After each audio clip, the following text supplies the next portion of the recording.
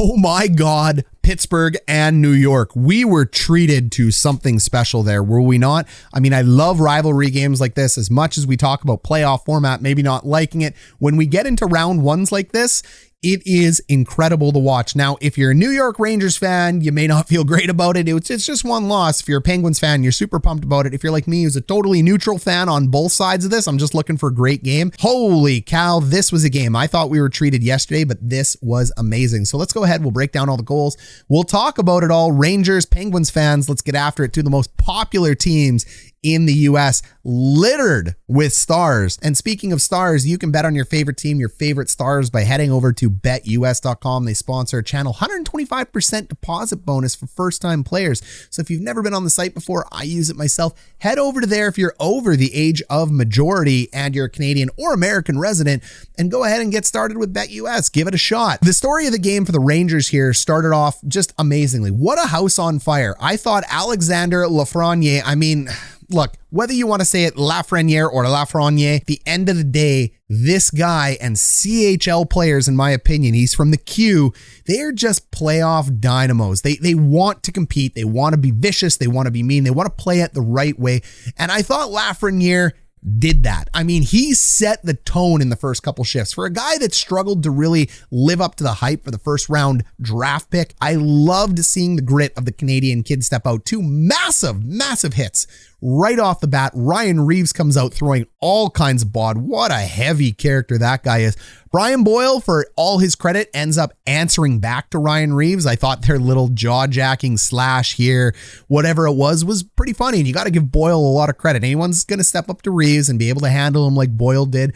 Whether handling means getting the better of Reeves or just taking Reeves' attention away from your key players, however you want to spin it in your own head, that's what I'm saying. I mean, that's all Boyle's job is on the Penguins, is to be a little bit of an agitator, protect his team, be some depth, that kind of stuff. So I thought Boyle did a good job trying his best to answer to Reeves, because Reeves and Tom Wilson are probably the two toughest, biggest, meanest guys in the playoffs this year. So New York starts throwing massive bod. It was just something else. And that Rickard Rakell hit, I mean, Lindgren, that was, oh boy, wow, did he lay a hit on that one. Now, if you're new to this channel, this may shock you. If you're not new to this channel, this won't shock you.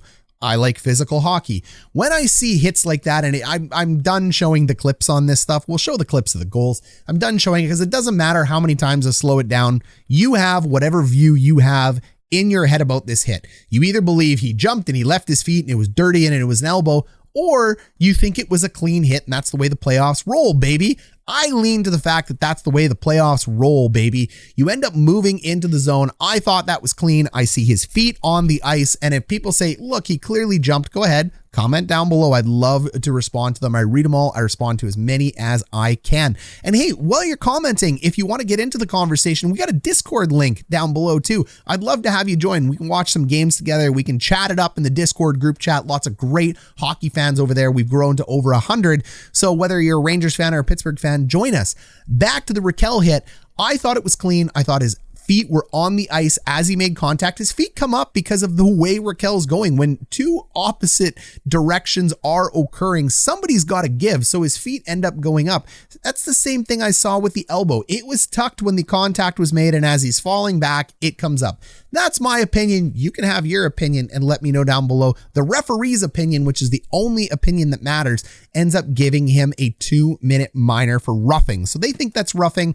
I think in the playoffs it's not, but the referees across the entire NHL playoffs are calling a lot of penalties for the playoffs. So I feel like they're calling it as tight as a regular season game. It's interesting to see. Let me know what you think down below. Do you think it's playoff refereeing, or do you think they're maybe, not letting the boys play the way they should? Either way, Rakell wouldn't return to the game. It was an absolutely heavy hit. Now, the hit that I thought was a penalty was the cross check to Jake Guentzel right after that. So I don't understand penalties in hockey. I've been around the game just as long as all of you guys have. So when I look at this game and I go, okay, so one guy gets cross-checked on the numbers and eats boards, no call. Another guy gets hit with what I think is a good shoulder-to-shoulder hit, and there's a call. No matter what, there's a call, but weird, right? Maybe just me. Talking about hits is always controversial when somebody ends up getting injured or some penalty is called. But hey, the Rangers Throwing bod, baby. Loved it. The Penguins end up down early, and I mean, the shot count for the Rangers is through the roof. They are handling the Penguins. They've had the Penguins number all year. We've talked about that. But the veteran presence of the Penguins, and you'll see it when I break down the goals in a minute here, the veteran presence for the Penguins pays off. They are able to be calm, they stick with it, and they get 83 shots. So the game totally turns around, led by Crosby, led by Malkin, led by Letang. This is a veteran group of guys. We talked about it going into the playoffs that, hey, look, the Rangers may have the number, but I love the roster of the Penguins. I love the depth of the Penguins. Ironically, the time on ice is about the same for the first, second, and third lines for all teams. So both coaches ran their benches very similarly in terms of line matching, in my opinion there. But Crosby, Malkin, Letang, Rust, and Guentzel, they get the better of the New York Rangers. New York Rangers played a great game, but Pittsburgh now has the momentum. They take one in Madison Square Garden. That crowd was on fire. Ranger fans were on fire, and that's just not the result you were looking for. So, young team gets schooled by the old team. Let's go ahead. Let's break down those goals. We'll show you how they got there. We're going to break down all 6, and then we'll talk about the overtime at the end. We'll take it home. Okay, team? Let's go. And what makes Adam Fox such a good player is you can see here, normally what would happen is a defenseman would end up moving this over to his partner. But Fox doesn't end up doing that. He keeps walking the line, and what he knows he's going to do here is Desmith has to actually end up looking for the little bump out pass over to here for the angle change, which is very likely. And he also has to fight through a little bit of traffic. So yes, there's a line right here all the way to Adam Fox. So Desmith can see this puck, but it's deceptive because when you do these slight angle changes as defensemen on goalies, pucks end up going in the net. The third thing Fox ends up doing here is letting Sauce go. This is high top corner, and you could see that going in and picking. Goalies aren't expecting a top corner shot from the point like that, especially a wrist shot. And when you take a look at it from Desmith's angle, the first thing you'll see is he can't see the puck. He actually can't get around his defenseman. And what he's expecting is either the puck is going to go post to post, or he's going to have to peek around to end up finding Fox. As the play progresses, he ends up finding the puck. So you can see Desmith here, that little head movement, he ends up seeing it. Like I said, he had a really good line of sight on that puck. But as it keeps walking over, now you can see with his left glove sticking out, he's actually looking to push left. He expects fully this is either going to push left or he's going to be going low into a butterfly. But Fox ends up continuing to walk over. And what you see is as Fox continues to walk over and the puck's in the air here, Desmith is already looking left. So he's already changed his sight and his area of vision. He's lost sight of the puck at this point. The goalie can't see the puck. He isn't going to stop it. The two most important things for a goalie are his eyes. They're number one. Ask any goalie. And then it ends up tracking into the top right corner here, which is just a massive problem. Great defensemen end up doing that. Some of the best offensive defensemen do it this way. Most other defensemen in the league, I would say 98% of them, with the exception of guys like Fox and Makar, a couple others, they're always going to put a low hard shot on net or the safe play, but this is a goal scorer's goal, and that's exactly what Fox is on the point. So Desmith, I don't blame him on this one. There's nothing him or the Penguins are going to do on this one. This is just a really, really good goal by Fox on the power play. Goal number 2 here by Andrew Copp. It's frankly caused by Pittsburgh. This is unique for Sidney Crosby. So you see Crosby down here with the puck. He's going to take 2 strides behind the net, and then he's going to do a hard rim around the wall. One of the greatest, if not the greatest player playing the game today. He knows this isn't going to work. This is a brain fart. So Crosby's going to end up rimming it around, and those hard rims hardly ever exit the zone because at the end of the day, defensemen practice knocking these pucks down all day, every day. They've been doing it since they were 12. So I'm not surprised this puck doesn't exit. And that's the first problem that ends up leading to the Andrew Copp goal. There's that hard rim around the net. You can see it ends up transitioning down here behind my head as it rolled through. And like I said, they're very good at stopping this. This is defenseman 101. So great job by the Rangers. And now what Crosby's done is he's put his team in a hole. You got to be able to find your team. So now you've got a wide zone, and you can see that over here. Like you've got a battle going on here. You've got 2 guys down here. You've got an open man here. This is a problem for Pittsburgh, and New York is absolutely going to exploit it. They should exploit it. They do exploit it. As the play continues, New York ends up cycling it down low. This is a 2-man cycle. And then what you end up seeing is the puck comes down over here behind the net, and Crosby's going to do a really good job of supporting this puck. So the defenseman's going to step in, take his man as he should. Crosby does a good job supporting the puck, but Boyle is who we have to watch. Bryan Boyle needs to cover this this zone of the ice. He's got to realize that he needs to tuck in, and all the Pittsburgh Penguins need to defend the house. The house is basically the high slot and the low slot. As we continue forward, Crosby goes in front of the net, and that is the right play. And then you've got to be drawn here because we lost Bryan Boyle in our screen. He came from the house over to here. This isn't good feet position. This isn't good position on the ice. This isn't where you want to be. The other 4 Penguins are in fine position. Nothing wrong with this, but Boyle needs to recognize right now that Pittsburgh doesn't have control of the puck. This is a position from a player that is leaving the zone looking for a breakout, but I don't understand why he's leaving the zone. It's just not a great defensive play by Boyle, because Copp's just going to come in and ending up filling this spot where we just drew the X, and of course he ends up beating Desmith. This is also a massive problem for Desmith, because anytime the puck goes from below the goal line to the top of the circle, or really any angle change from south to north or north to south like this is the second hardest save for a goalie to make. So Desmith is already down on one pad. He's hugging his post. He's in great position. Like I said, Smith's had a great game, but it ends up popping out to Copp, but there's nothing Smith can do here. So Crosby wrapping the puck around the net, not the best idea. As we forward it up a little bit, Copp's in just an absolute beautiful position. I mean, what a clapper from here. Desmith has to get up, find his corner. Now he's getting up from a hybrid style back into his stance. He's going to go back down into a butterfly, and Copp is going to find the open area of the net. But this really is where the game would turn around for Pittsburgh. Pittsburgh had a terrible start, and this was part of it. So was the first goal. Then Pittsburgh starts picking it up later in the game to the point where we get a bajillion shots in it, and we end up tying it up and going into 100 overtimes. But hey, let's keep progressing through. A quick turnover at the blue line here sees a near 3-on-1. I mean, Pittsburgh is on the right side of the puck for offense. New York is caught on the wrong side of the puck. That's a lot of players back this way, and we all know what ends up happening. I mean, you got to see Letang at the bottom of your screen here. He ends up activating in, and this is what Letang does better than anybody else. And this is what I mean by, like, they're gone. This is a 2-on-1. There's no way the Rangers end up catching him. But thank goodness for a guy named Igor Shesterkin. When I say the team is Shesterkin, honestly, the Rangers can't do what the Rangers are going to do as a team without Igor in net. He's a massive part of this.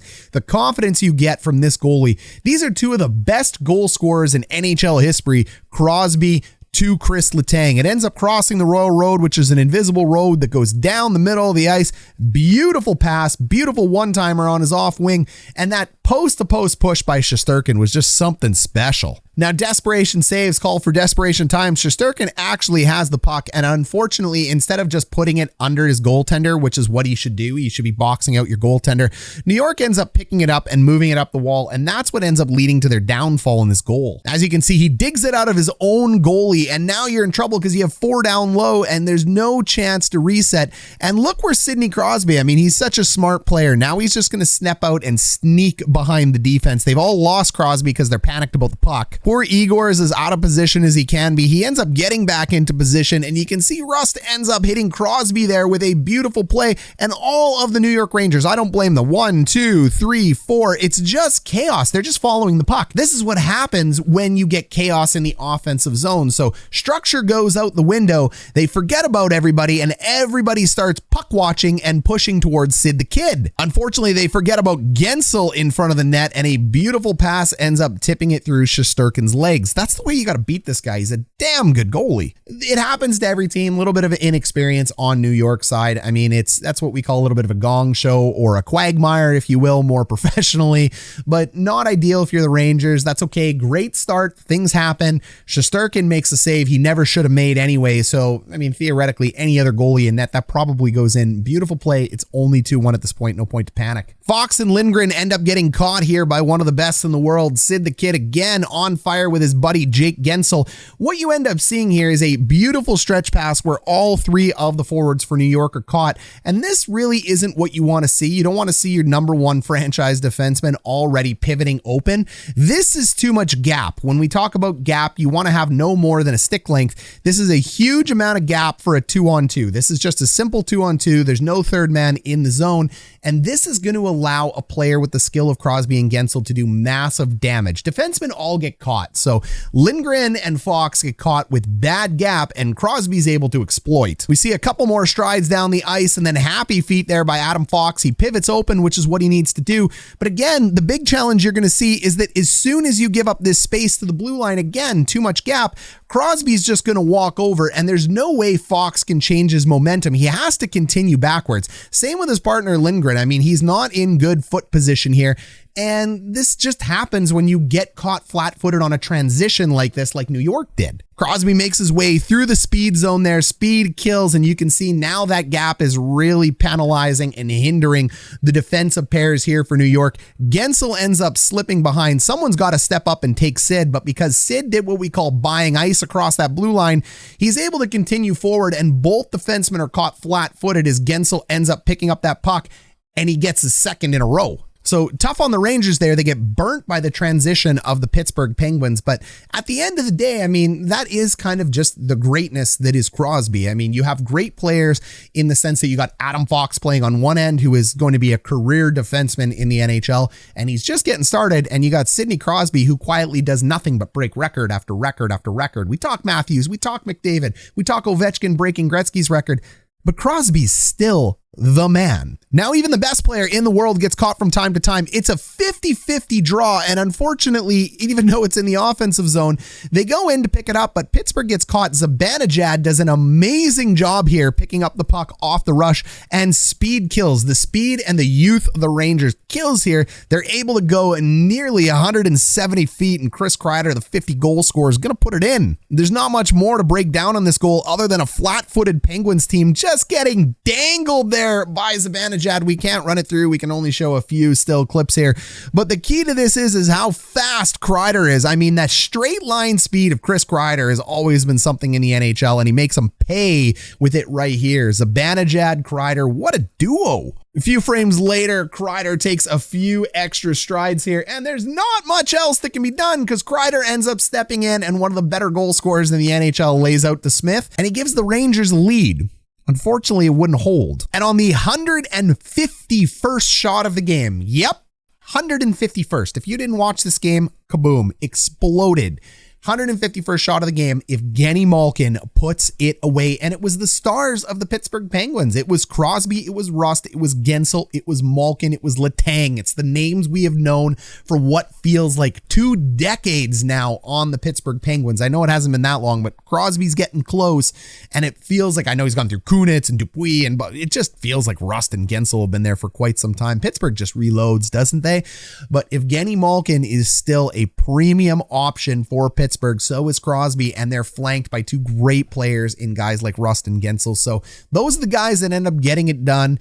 They split the series in New York, and that's the key for Pittsburgh. All they had to do was take one massive motivational flip, huge dagger in the heart to the New York Rangers. This young Ranger team, I mean, they started off with all the promise in the world, but the calm veteran presence of Pittsburgh and Mike Sullivan ends up just wearing them out, and Casey DeSmith plays an excellent game. He played toe-to-toe against Igor Shesterkin. I mean, he stopped 65 pucks. Shesterkin stopped 79. So when I say things like Igor Shesterkin is the team, I'm not trying to be rude to the rest of the players on New York, but New York is not allowed to play the way New York plays without Shesterkin. Put any goal you want in net there. This game does not go to triple overtime without Igor in net. So I thought the Rangers started off well, phased out. Every Ranger fan will likely agree to that. They'll retool. It's only game 1, 7-game series, so nothing to worry about on either side. Pittsburgh's got the momentum now. Big time players for the Penguins stepping up in what could be their last hurrah, as maybe we don't know. But the big time players for the Penguins step up in the big moment at Madison Square Garden, and they'd end up taking that game in an absolute barn burner, baby.